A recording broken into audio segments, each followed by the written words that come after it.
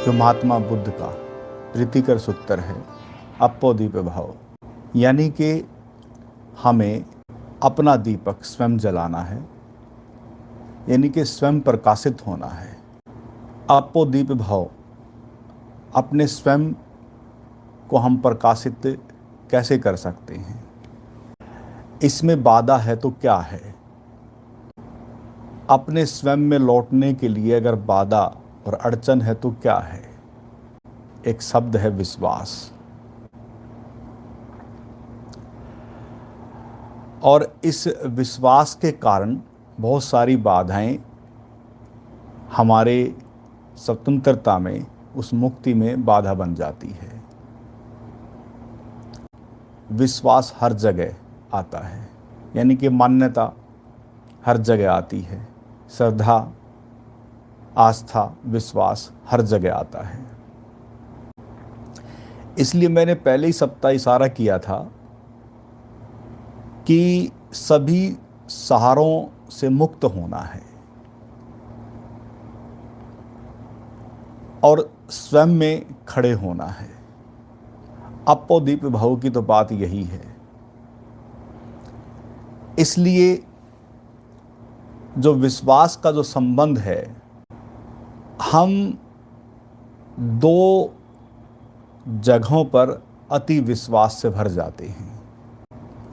भले वो सांसारिक यानी कि शरीर व मन से जुड़ा जीवन हो, या फिर अध्यात्म से जुड़ा जीवन जिसे हम आत्मा परमात्मा कहें, यानी कि उस पृथ्वी पर भी हम विश्वास से भरते हैं और हम आध्यात्मिक जो यात्रा है वहाँ भी विश्वास से भरते हैं।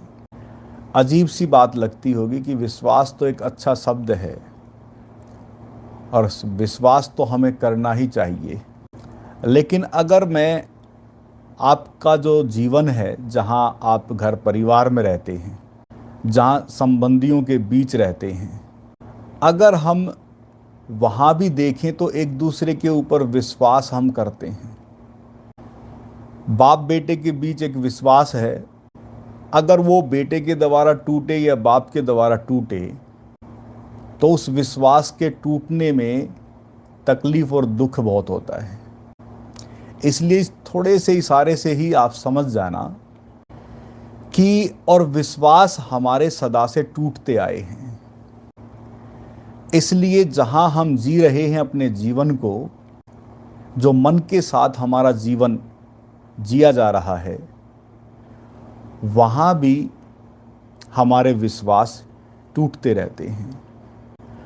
अगर हम देखें, कोई आपस में बहुत गहरा मित्र है, लेकिन वहाँ भी दोस्ती टूट जाती है, मित्रता टूट जाती है।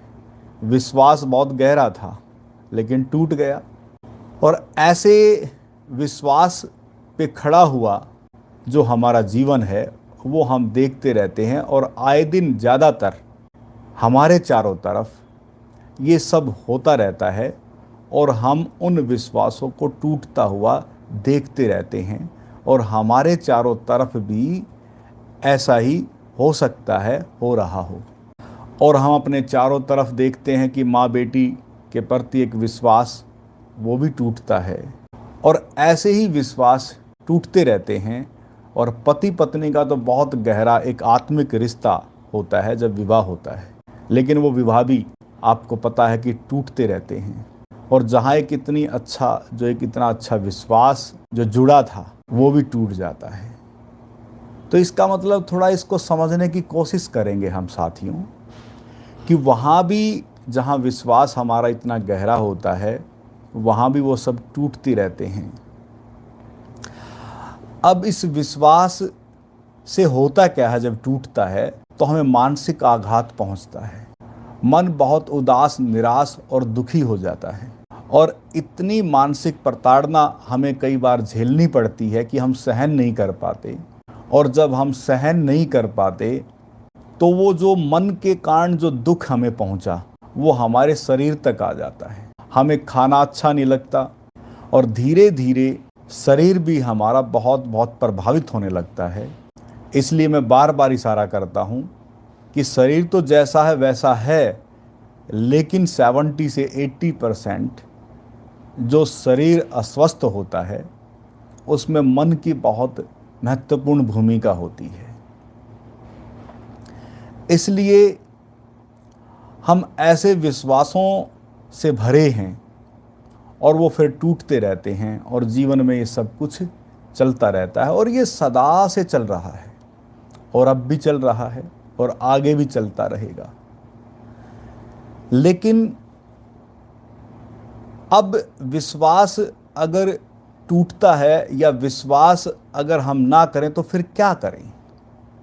लेकिन अब दूसरी तरफ अगर हम देखते हैं आध्यात्मिक जीवन और उस यात्रा पर अगर हम आगे बढ़ते हैं तो वहाँ तो और ज़्यादा विश्वासों से हम घिरे हैं और ऐसे ऐसे विश्वासों से हम घिरे हैं कि जैसे कई बार किसी व्यापार में किसी के ऊपर बहुत भरोसा कर लिया जाए। एक तो विश्वास होता है, एक किसी पे बहुत अंधविश्वास कर लिया जाए तो कभी ना कभी कहते हैं कि वो अंधविश्वास हमें बहुत दुख में लेके चला जाता है और कभी ना कभी वो विश्वास टूटता है, क्योंकि अंधविश्वास किसी पर भी हम करते हैं तो कहीं ना कहीं गड़बड़ होती है। ऐसे ही अंधविश्वास इस स्पिरिचुअल यानी कि आध्यात्मिक यात्रा में तो इतना बढ़ता जाता है, इतना बढ़ जाता है कि हमें खुद का स्वयं का ही नहीं पता लगता कि हम हैं क्या, हम हैं कौन। इसलिए अगर हम उस यात्रा को थोड़ा और समझने की अगर कोशिश करें तो मुझे एक घटना याद आ गई और ये घटना बड़ी महत्वपूर्ण घटना। ओशो जीवन क्या है एक बुक है, उसमें धर्म के 3 सूत्र उस पे इशारा कर रहे हैं और एक घटना से, एक कहानी से आरंभ करते हैं उस यात्रा को।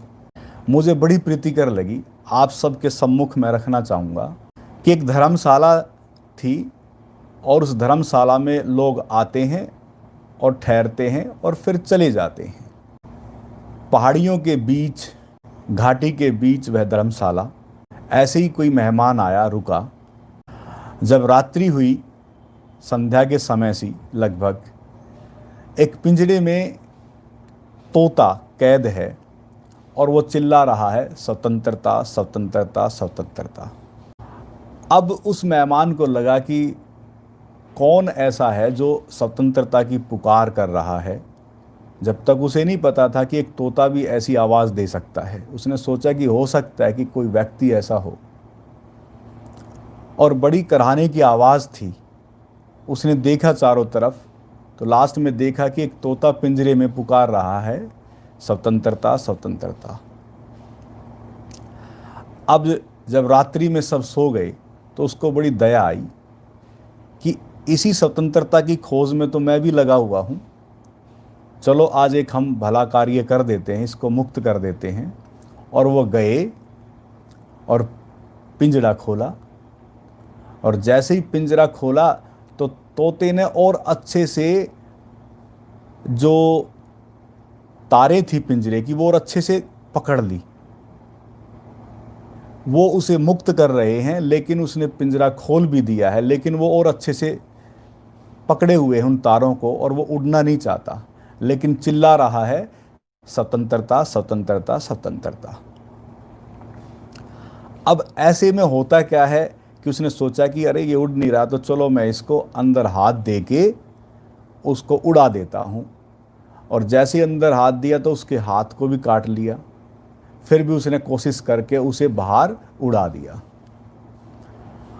और उस रात्रि वो बड़े आराम से सोया कि चलो मैंने किसी एक को स्वतंत्र किया, मुक्त किया। लेकिन जैसे ही सुबह होती है तो देखता है कि फिर सुबह आवाज़ आती है कि स्वतंत्रता स्वतंत्रता। वो फिर जब उसके करीब जाता है, देखता है पिंजरा खुला है, तोता पिंजरे के अंदर है। तब वो सराय के जो मालिक था उसके पास गया, अभी ये क्या चक्कर है, तोता तो बड़ा पागल है, ये स्वतंत्रता स्वतंत्रता चिल्ला रहा था। और मैंने इसे मुक्त भी कर दिया। फिर ये पिंजरे में आया हुआ है और फिर स्वतंत्रता स्वतंत्रता पुकार रहा है।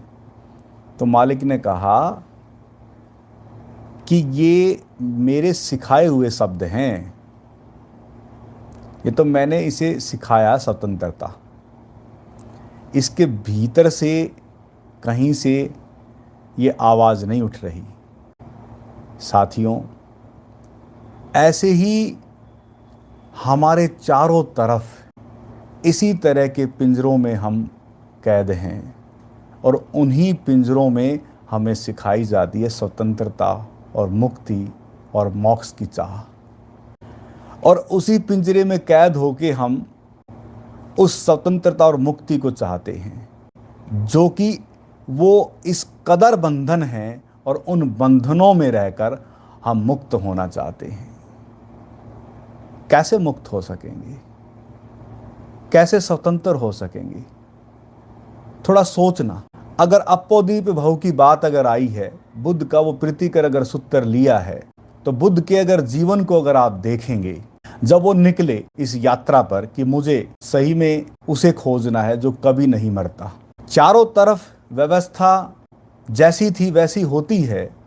आध्यात्मिक यात्रा जैसे हमारे चारों तरफ आज भी है, ऐसी उस समय भी थी। और वो जाते हैं उस यात्रा पर और जो जैसे व्यक्ति मिलते हैं स्पिरिचुअल यात्रा में, उन सब के प्रति उनका अडिग विश्वास और श्रद्धा थी। लगभग 7-8 साल तक उसी विश्वास और श्रद्धा में रहे। इसको थोड़ा समझने की कोशिश करना। लेकिन कहते हैं कि श्रद्धा और विश्वास एक दिन टूटता है जब कुछ नहीं मिलता। और टूटा और तब पाया कि सब जगह मैंने देखा, मैं गया, जिसने जैसे बताया मैंने वैसे किया। यानी कि हर किसी पे उन्होंने विश्वास किया, जिसने जैसे उनको चलाने की कोशिश की वैसे वो चले। लेकिन अंतिम में विश्वास टूट गया और मैं कहता हूं कि वो शुभ था, कल्याणकारी था। जरूरी है ऐसा विश्वास टूटना।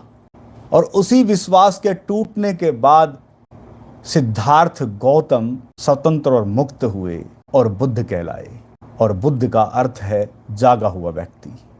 वो अप्पोदीप भाव स्वयं के दीपक को जला पाए और अपने दीपक को देख सके, दर्शन कर सके स्वयं के।